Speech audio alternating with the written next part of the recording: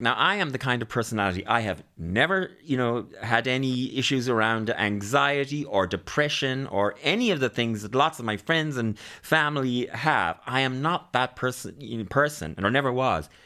And so the pandemic, we're now in our 13th month of lockdown. And it's been 13 months where everything that made up my daily life is gone. I work in entertainment and hospitality.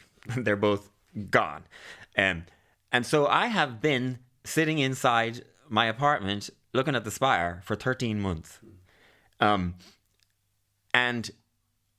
so for the very first time in my life, I didn't recognize it at first. And if it had been in somebody else, I would have recognized it immediately. But I didn't recognize myself for a while until I realized I've been in bed for days. And I have, for the first time in my life, had to deal with bouts of depression in the last few months. The first 6 months, I was very productive and gung-ho, and I was going to get on and do things. And so this is like a very new experience for me. And so in a way, I guess I've suddenly become much more conscious of it and trying not to fall into it or whatever.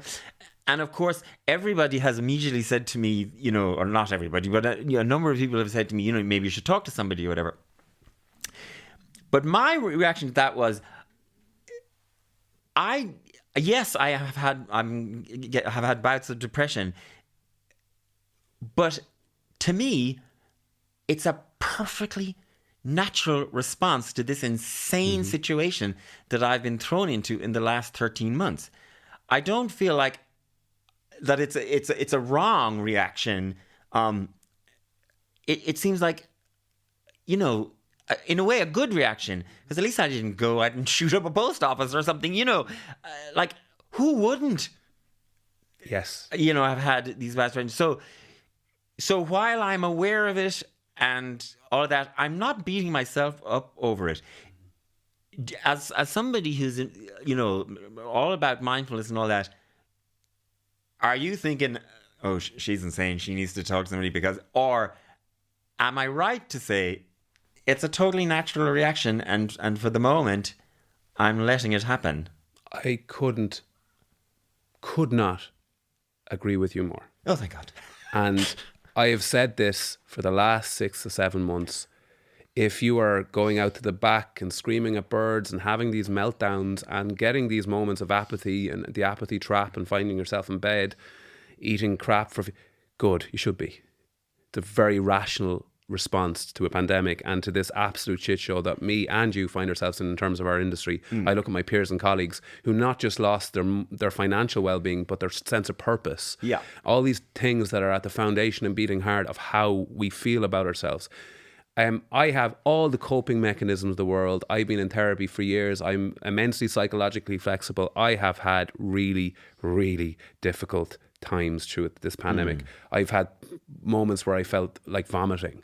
I've had moments where I just felt completely imploding, and not being able to rationally think. And I also, like you, had the insight to understand that this is a perfectly normal response to this. And anyone listening to this who's getting those moments, it is normal.